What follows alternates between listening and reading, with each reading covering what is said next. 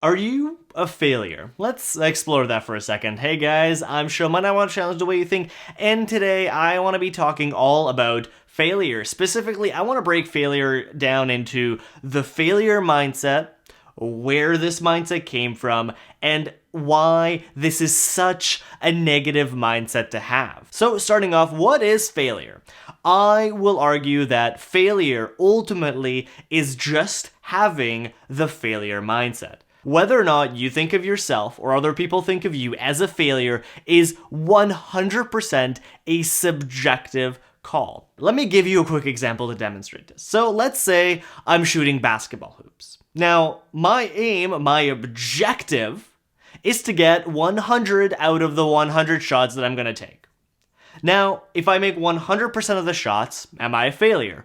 Most people would argue, no, because you met your objective. Now, I make 99 of the shots. Am I a failure now?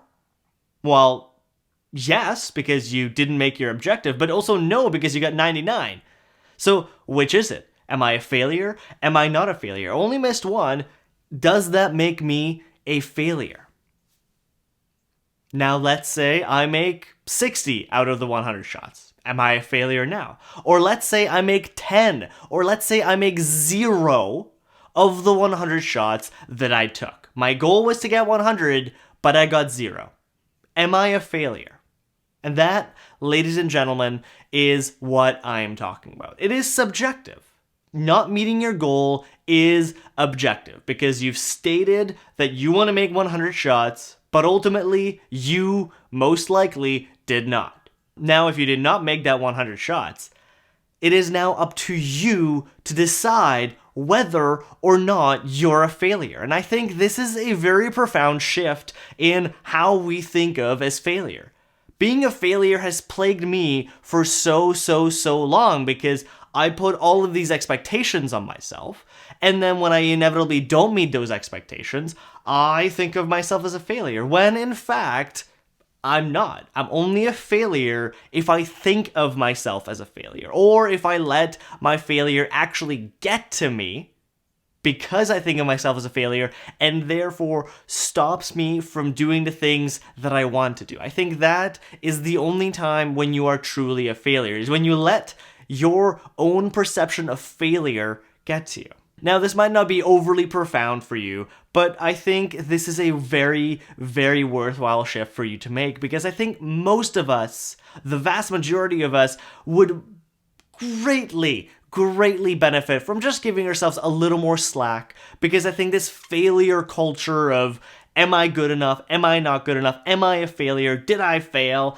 Worrying about all of these things, I think is very unhealthy overall for our entire culture. Because I see this all the time. So if it's so pervasive and it's so detrimental, because honestly, all that it's really good for is for you to be down on yourself and for you to be able to give up on your goals. It's really just there so that you can be lazy.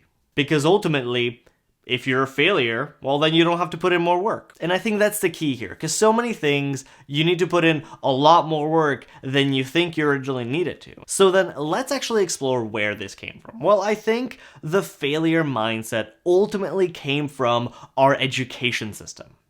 Our education system means well, but like a lot of things that mean well, sometimes they fall short of the mark. This is because the education system is so predicated on this pass or fail mentality. If you did not meet up to the expectations, frankly, the subjective expectations of the professor, because that's all that a class is the professor tells you something and then tests you on what the professor subjectively thinks is important. So therefore, if you don't study exactly what the professor thinks is important, you're gonna fail.